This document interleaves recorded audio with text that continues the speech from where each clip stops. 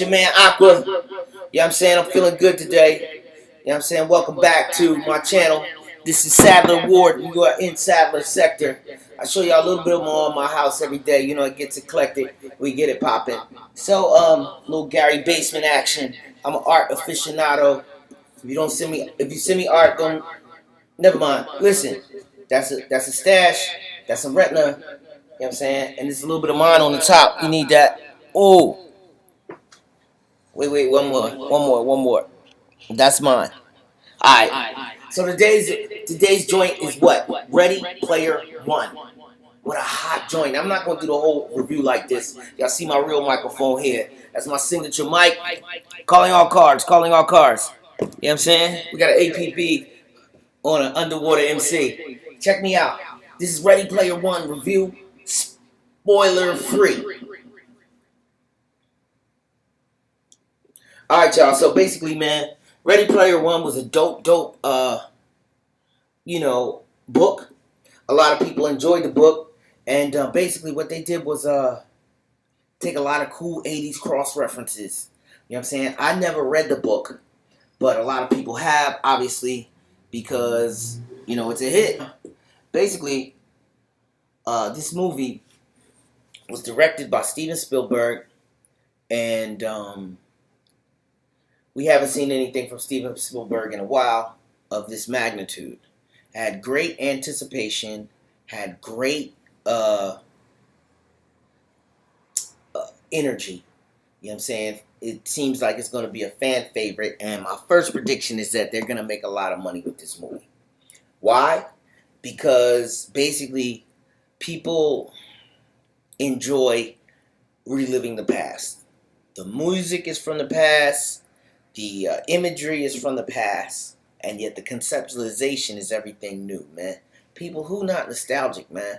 I had to pop one. I woke up feeling good. And the reason we go to the movies is to feel good. This movie was so good that I felt like I woke up in an energetic mood. You know what I'm saying? A lot of Atari references. I think he was playing a ColecoVision. You know what I'm saying? I collect old video game paraphernalia, you know what I'm saying? I think I might turn this into a shirt. I pick my Aqua shirt, right? Y'all know I'm one part of the league. So here I am, you know what I'm saying? Hood heroes. And y'all know my name is Sadler Ward, and I am the aquatic exotic. But did y'all know I'm the organic oceanic? You know what I'm saying? So, ladies, don't panic. Check this out. Ready Player One takes place inside of a video game, man. And the place they go to play this game is called the Oasis. I don't know if any of you have ever played virtual reality games or seen a virtual reality film. It's pretty exciting. And it wasn't much of a leap to figure out what we could do. Jody got the trash truck. Jody got the popsicle truck. I got the trash truck. This trash truck is killing my whole podcast. But my energy is so hot, I'm not going to slow it down. I'm going to keep it coming for y'all because I only give y'all the real. So basically, the way I feel about Ready Player One, we got to see it at the Chinese theater, first of all. Shout out to Luis. Okay? Luis, your boy, y'all donations is great, and we appreciate y'all. If y'all want the Justice League to come to your local movie theater, talk to the manager, get in touch with us, comments below. You can email me, you can hit Jody J3, hit one of us. If you see us at an event, we'll come to your movie theater. Last night, we were invited to the Chinese theater. I just want to show y'all a clip from that real quick. I shot it on Instagram, so don't worry about it. Check this clip out real quick. It's from my Instagram. My Instagram is @Quanzillions. Alright? Check it. Let me shut this window.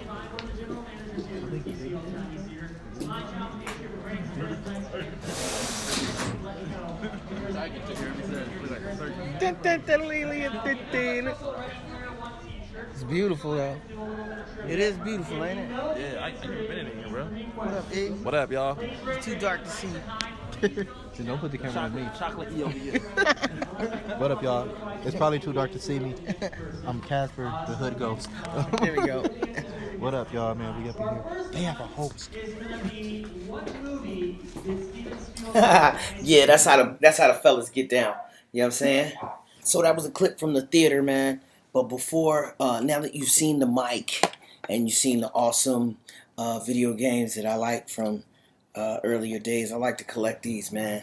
had a basketball. I don't know where it is. But before we get into the details of the movie and what I thought about it, let's break down the characters, man. I just want to talk. I wish I could. We're doing this at my house, so you get a little bit more of what my life is like.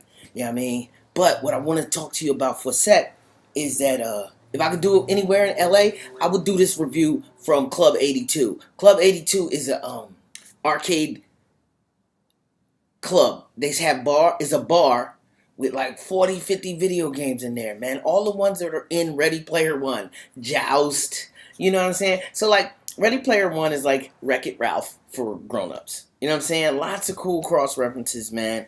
And basically the main character, his name is Wade Watts. And I forget his name as the character. It's like, I forget how you pronounce his name. Parkinson or Pakistan. I don't know. But his main homie, her name is Artemis. You know what I'm saying? And his best friend, his name is Artemis. Aech. You know what I'm saying? That's played by Lena Waithe, as I said. And his love interest is Artemis. And the villain in this movie is played by Ben Mendelsohn, man, and he is so, you hate him. You hate him in real life. You hate him in the in the Oasis. Like, he's just a jerk, bro. It's how corporate greed takes over and just wants more and more money. You know what I'm saying? Like, they're fighting for like bitcoins, and basically what Wade is they want to give him a superhero name on purpose, so don't think it's a corny name. I think it's funny. But he is a gunter, and a gunter is an egg hunter. In the book, this actually takes place in Oklahoma, but in the movie, I believe it takes place in Ohio, in the stacks. I don't know why they had to change it, but okay, I'll take it. Anyway, a gunter is an egg hunter, and there is an Easter egg within inside this virtual world, and whoever gets it owns the virtual world. And he had other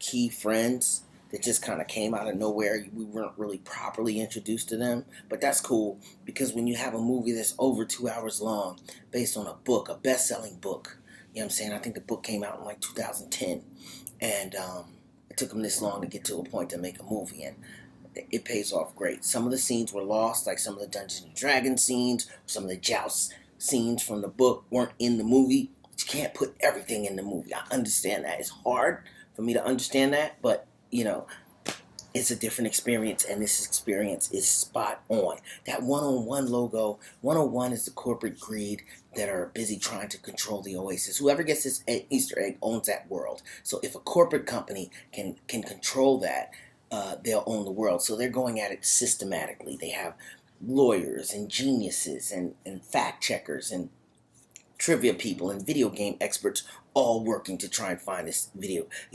Tons of money is being invested so that 101 can take it over. And 101 is like the stormtroopers of this, like the whack corporate greed, and their characters are buffoons. There's one actress in here that was she's the second in command for the 101, and she's taking care of business. She's great to look at. I enjoyed her scenes a lot. I'm gonna Google her. But the main point is that 101 building looks like a 101. They have 101 on their glasses in the front, in their uniforms. I think we're gonna see a lot of cosplay coming up from Ready Player One. I predict a sequel called Ready Player Two. I don't see why not.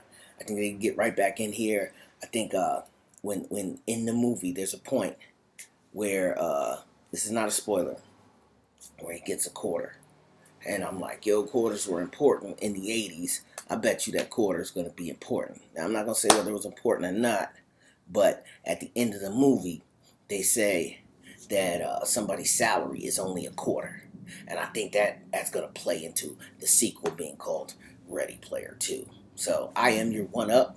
My name is Sadler Ward. We're going to get deep into this. So I want to show you a little bit of footage from the, but hands down, the best part of the movie is the race. I mean, cars, on cars, on cars, on cars, on cars, on cars. You see Speed Racer, you see the Batmobile, like trucks. And then I know you've known by now, either you've been under a rock But the bike from Akira, the bike from Akira, like this race is like, and Steven Spielberg's like, and then the other car's like, and then H is in her big truck, she's crawling over trucks like it's a nutty racing scene with monsters and gorillas and things swinging back and forth and like, oh man, you're just gonna love the opening scene. Not the opening scene where he's dictating and narrating like, oh, this is a world, this is a virtual world, and everybody in this world, blah, blah. Not that part. I'm talking about the part with the trucks, baby. The trucks is like, it's the most epic virtual race I've ever seen in film. And I'll give you that. It's beautiful to look at. You're in the video game, and it goes here. It goes 0 to 100. As soon as you've seen that, you won't believe what you're seeing. I recommend seeing it in IMAX just for that scene alone. I'm going to go back and see Ready Player One with the chicks. You go once with the homies, once with the wife. You know what I mean? That's how I get down. Let's get back to this. Now, so that's my deep dive into the breakdown of the movie. I'll give it a grade and give you more details right after this quick clip of how they treated us at the Chinese theater. One more thing. Watch the clip.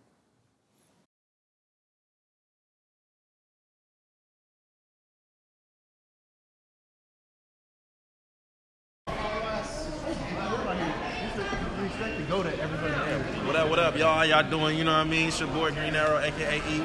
What it do with it? What it do with it? What it do with it? What up, y'all? It's your boy Savage Jackson, aka the Icon. How y'all doing up in here? Peace. That's Hey, what's put it good. back on me. Put it back on me. Put it back on you? Yo, we up here at opening night for Ready Player One, the Steven Spielberg flick that we all been waiting for the last couple of months. Not as hype as Infinity War, but we out here, we doing it. Justice League in the building. We official. Let's go. What's up, man? Ready Player One, HT3 here in the building. Yeah. It's your boy Marvin X-File, man. I'm Ready Player One, man. I'm about to have fun. I'm about to chill and just hang out. What up? What up? What's good, man? You should go live. What we doing? You should go live. Jody. What's up with it, man? It's Jody Joe, wrecking that Superman status for the Justice League. We're here in Hollywood at the Chinese Theater for the premiere of Ready Player One. You only know this crew can do that shit. Shout out to y'all. Alright, so basically, man, what I was trying to tell y'all is that Ready Player One stars Olivia Cook, Ty Sheridan, your man Ben, what's his name? Ben Mendelsohn, and a few other people. I think T.J. Miller was a character in this, super funny.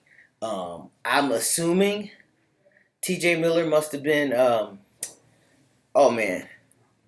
First of all, my favorite character was a little kid, man, the 10-year-old. I don't know his name, but I do know Wynn Morosky was in here killing it. I mean, your girl Hannah John Karen, I think her name was, came in. She was dope. Lena Waithe, breakout star of this year. She's doing her thing. So many wonderful people in this movie, man. And when you hear the movie, Steven Spielberg is our Walt Disney. I'm going to say it. I'm going to say it and put it out there. Steven Spielberg is our Walt Disney. Okay? And I didn't even realize it. It's very difficult to own an era. Okay? Owning an era is very difficult. There's so many distractions in the world. You know what I'm saying? Like, look at the Kardashians. They have a grip on everything right now. Like media, fashion, jogging suits, sneakers. Like, that Kardashian family has a stronghold. Jay-Z and Beyonce are a force to be reckoned with. But it's like, when you're talking about, it's seven like Kardashians. Between Bruce, Caitlyn Jenner, or whatever you want to call them, Chris, Kylie,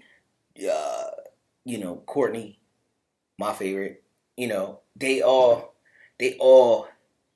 have different genres. In fashion, the young girls might like Kylie and the other one. The models like the tall one. You know what I mean? Chloe got her own thing going on. Court just played it back. And Kim is obviously a force. She's with Kanye, and Kanye got his own music, and they can put each other in videos. This is what I'm talking about, domination. And when a Steven Spielberg movie drops, when a Steven Spielberg movie hits theaters, they only come along now and again. Every now and again, so you know it's an event. And he's perfected the craft of storytelling to such a level. It almost became formulaic. Okay? So that's why when I give it my grade, you'll understand why I give it my grade. Because it's like, oh, here comes that music again. Here comes that sound again. And it felt familiar to classic movies like, y'all know Steven Spielberg's classic movies. I'm not even gonna get into that. I was gonna shout them out, but y'all know them all. You know what I'm saying? Put your favorite Steven Spielberg movie in the comments below. Now, the most innovative part of this movie for me was a neighborhood called the Stacks. And the Stacks was a neighborhood that had all tractor trailers, like a trailer park where poor people live, except it was stacked on top of each other.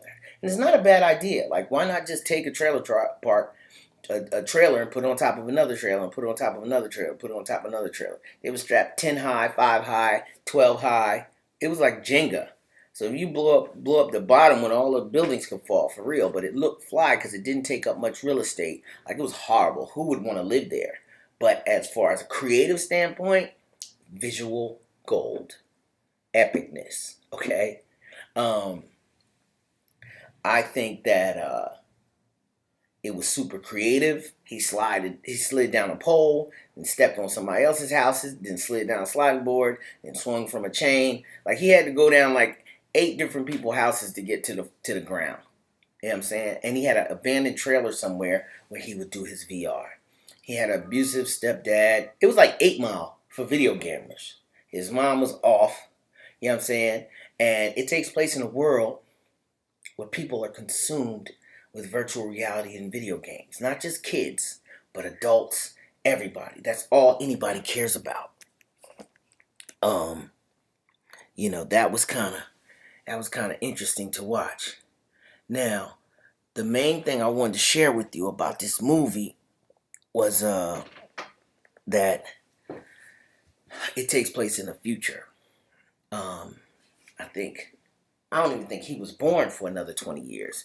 And they said after the corn syrup famine and this other famine that wiped America out, everything was completely bizarre. And this was a world like I had never seen before. Inside the video game, you felt like you were in a video game. Now, I don't like 3D movies. That's not my thing.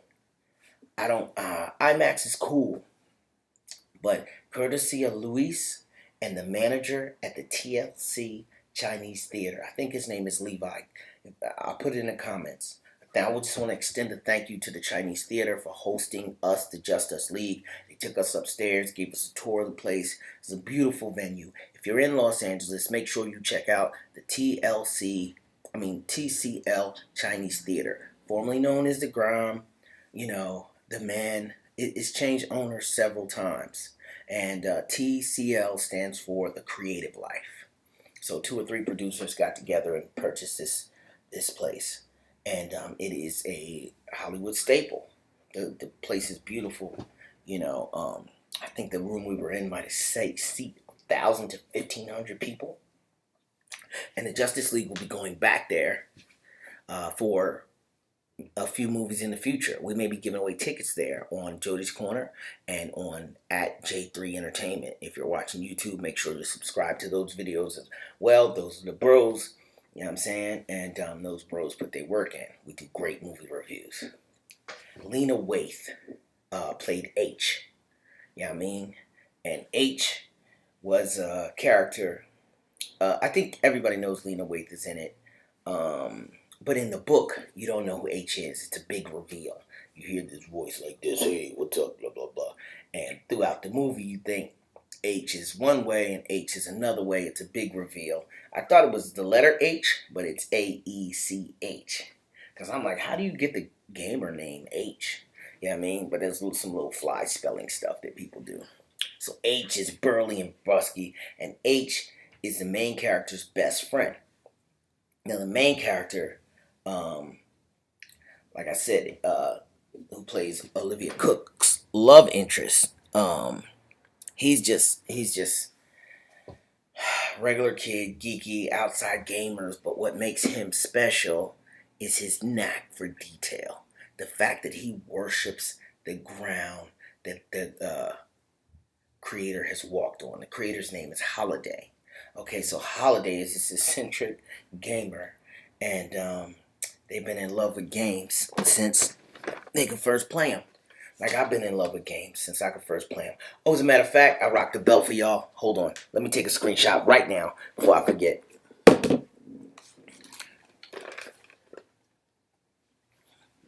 Hold on. Whoa, whoa, whoa, whoa, whoa.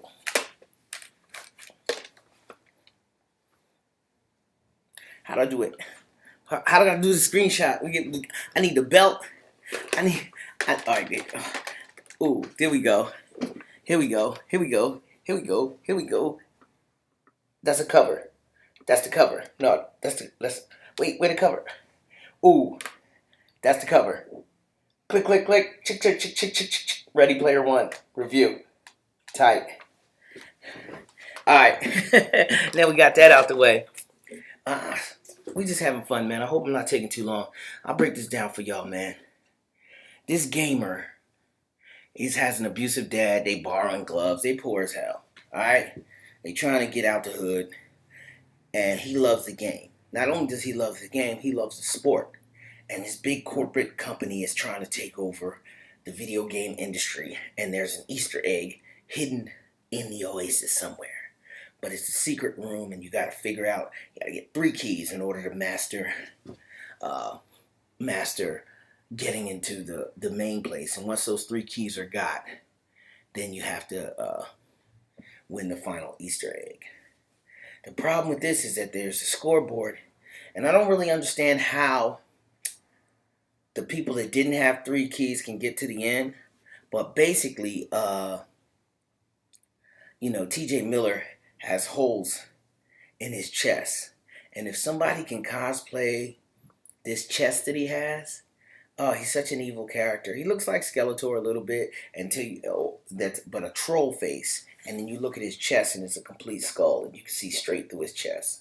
Also, the CG, obviously, is Steven Spielberg, so the CG in this movie is great. You'll catch cameos in this movie from almost all of your favorite heroes. I'm going to run down every hero that I can remember that I saw a glimpse of in this movie. And like they're not key characters, or maybe that's part of the fun. Is that a spoiler? I don't know, but I will tell you this: you do see Spawn in it for a second, split second. As long as it took me to say Spawn, that's how fast he's in it.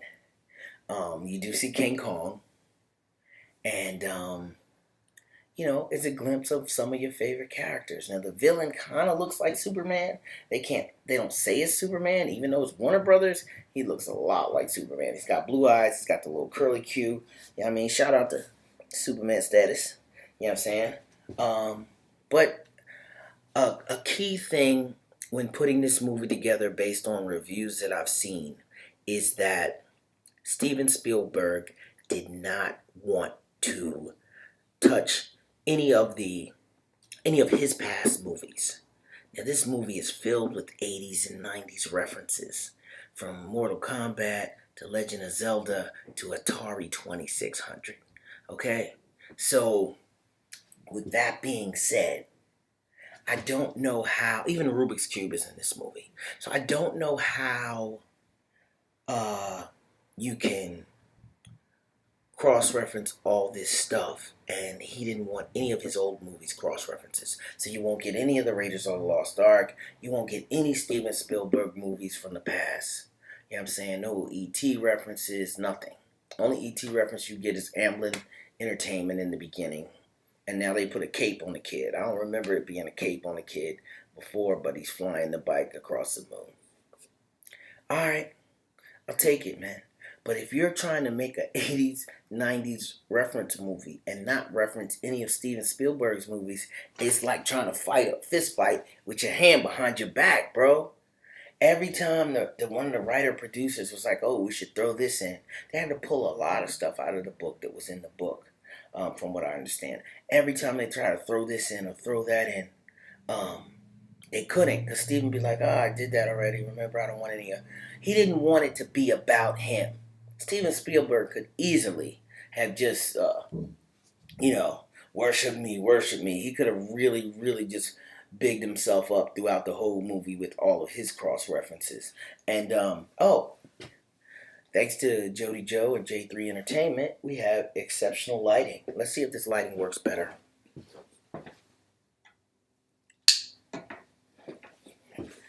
Ta-da! Is that a little better? I should have started off like this, but I don't have time to do the video all again. I want to get this out to you quickly.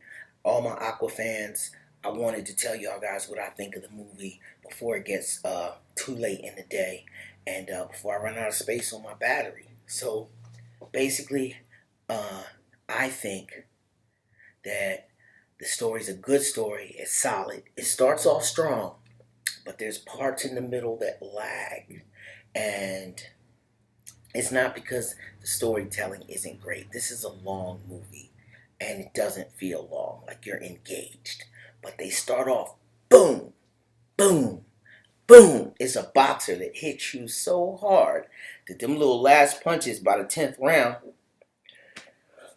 you already seen so much, so much. And inside the Chinese theater, in IMAX, it was probably one of the most beautiful movies I've ever seen shot. And I don't even think it wasn't even the cinematography. It was a level of commitment from the animators and the art department in this movie. The lead female, Lena Waithe was third lead. But the love interest, her character was beautiful. They had spray paint on their face and spikes. It was half animation, half real life, and so dark and gritty. We've seen this before, animation mixed with real life. It was more like Roger Rabbit or things like that. But for this, I did not know what to expect, man. And they did an excellent job with their imaginations of coming up with vehicles. They didn't have to do much because the 80s were a record time. I mean, put the DeLorean in there. They gave the DeLorean the Knight Rider light going back and forth. I didn't hear Kit. I wouldn't have mind hearing Kit. But I just think that just the art, the costumes, the conceptualization, the guy had to be a video game lover. I wouldn't mind 10 video games in my living room, but that'll feel like 10 pinball machines. Like, people grow up and they outgrow stuff. And this movie was about not outgrowing the things that you love as a child and not letting corporate greed take over the things that you love. Every game isn't about winning. You're looking for the end result. They say sometimes the road is better than the destination. You know what I'm saying? And I think that's what this movie was about. I really want to thank everybody who was involved in this movie. Lena Waithe, she's a real one. She is, I had the pleasure of meeting her. I picked her up at the airport in Utah for Sundance. My wife does an event called The Next Up Brunch. And if you'd like to see hour-and-a-half interview with Lena Waithe from a month and a half ago when we filmed it prior to Ready Player One, go to Paper Planes LA on YouTube and watch that video, and you'll see what I do when I'm not doing this. Because Lena is one of the realest so far in the game. And when I say the realest, I mean she wore Jordans to the panel. She'll wear Jordans to the red carpet. She's a sneakerhead. She had on a Chance the Rapper hat. Some jerk paparazzi asked her was she Chance the Rapper in the Utah airport. Just had to ignore him. But shout out to her team because she's mentoring 100 writers right now. So all of you that are reading this, I met her assistant. Her assistant was lovely. And her assistant met Lena through a tweet. You know what I'm saying? Lena's mentoring 100 writers. She has people reading their scripts.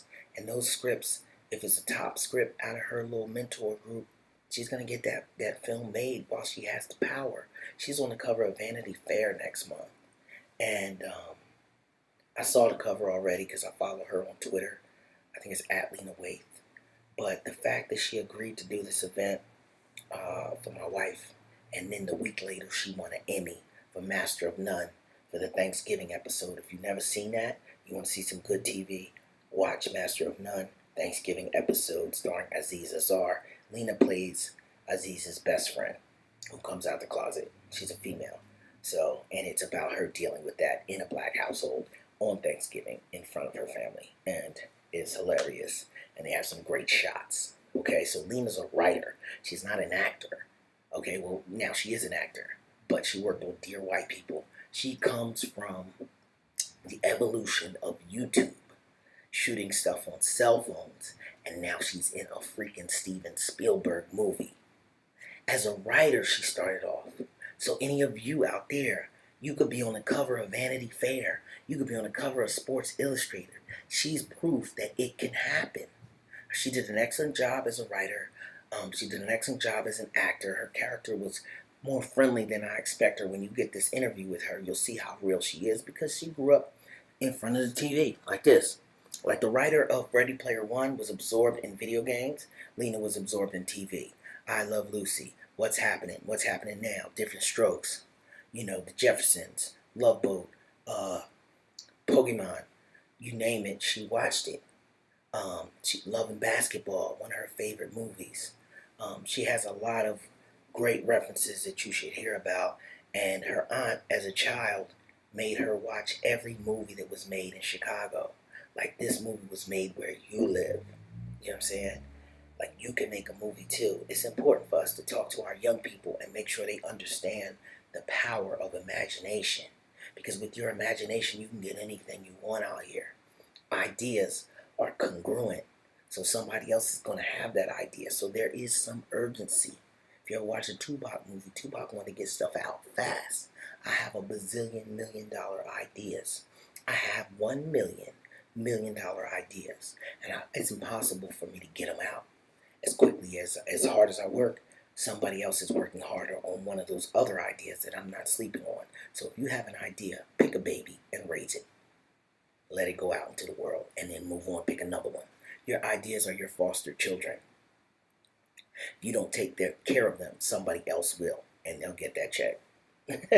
Not that you're taking care of foster children for a check. I'm just saying, make your ideas grown, strong, responsible individuals in this world of wonderful ideas. I love this movie. I enjoyed this movie. I like the acting. At the end, it got a little messagey and derpy, so I'm not going to give it an A+. I'm never giving out an A+. You know what I'm saying? This is lingering between an A and A-, only because the beginning was so strong. They'd given us everything. They blew their load. By the end, it was like, oh, everybody fight the bad guys. It was like, okay. It felt epic. It felt grand finale-ish, but they started so strong. I've never seen anything like this on screen before.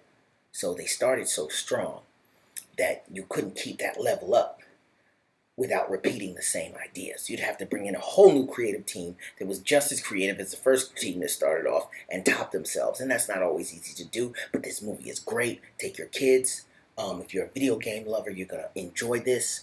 I didn't want to mention the cameos through it, but there's a ton of cross-reference cameos. I'm going to go back and see it again. And I saw it on IMAX, and it was beautiful. I mean, the levels of the crisp colors and the 3D. I would see it in IMAX. I don't pay that extra money all the time. I really don't. And like I said, Luis treated us, so I got to see it for free. But I will be going back to the Chinese theater, and I will be seeing epic movies in IMAX whenever possible, man. That little extra silver glasses, bro, it was worth it on this movie. I would even see it in 4D, shaking around, getting wet, water, all that, man. Because King Kong comes out, and he's like, rah! And you feel it, bro. You're in your seat like, whoa! And all of the Justice League, probably except X-Files, can agree that this movie is an A movie. An A movie. You heard it here from Aqua. Ready Player One. Go check it out this weekend. Enjoy it. If you haven't seen it, I will own it on DVD. I hope to get the box set when it drops. And I can't wait to see the DVD extras.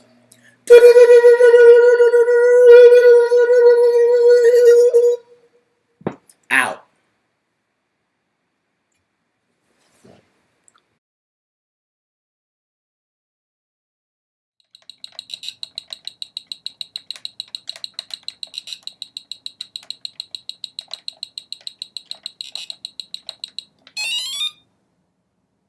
Tight. Oh, y'all still here? Oh man, I didn't know y'all was still here. That mean y'all still must really rock with me, huh? It's all good. So look, just for y'all sticking around to the end, put you rock with me in the comments, because that's real rap. Alright, so if you really rock with me and you still here, I'm going to throw some of that Lena Waithe footage in there for y'all. Y'all want to see the full clip? Go to paperplanes.la. I'm going to throw a little bonus DVD extras in here. It's like a Marvel movie, man. After everybody gone, you stick around, I'm rewarding you. Because that's how your boy Aqua get down, alright? I got a live stream to do over at Jody's Corner and J3 Entertainment, so I'm out of here. But in the meantime, check this out. This is a quick clip. Yeah. We are now leaving the lobby, headed to the event. This is the Next Up Brunch. This is your man Aqua, a.k.a. Sadler Ward, live from the funicular. You know what I mean? James Bond status. This is where James Bond will fight the bad guy. You know what I mean? Being here having a brawl. Your man James Bond will be getting busy in here like dun dun dun dun dun dun dun dun dun dun dun dun.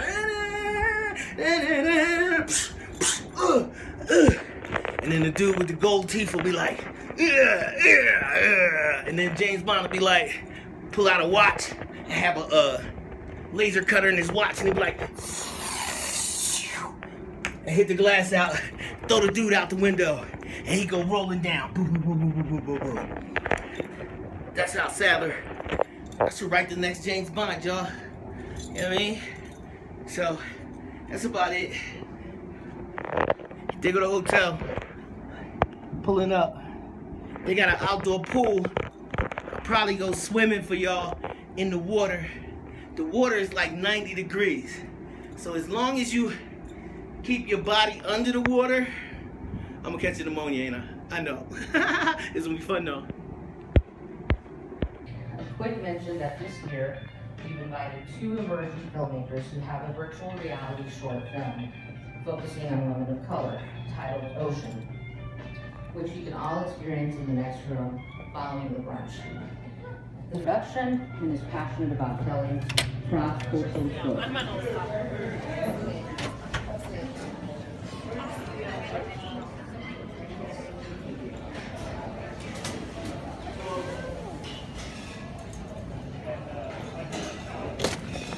That's how it's done, y'all. Booyah.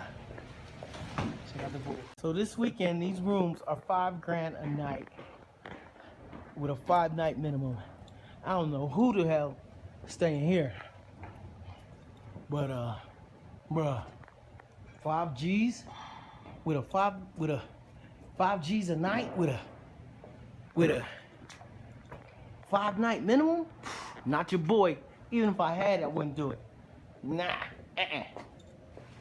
Skiing, swimming, everything you need in the same location. It's your man Sadler.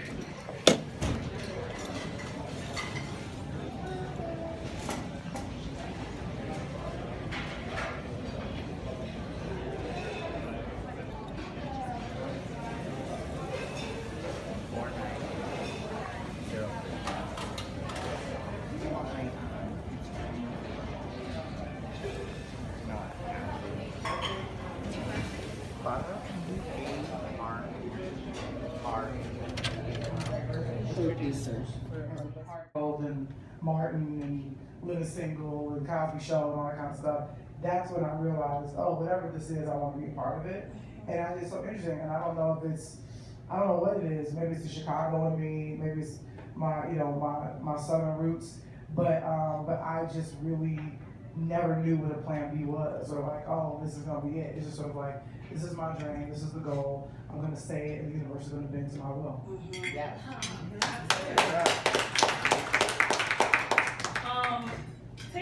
Take us back, because we're here because the Chi is like what? Like, first of all, one more time for the Chi.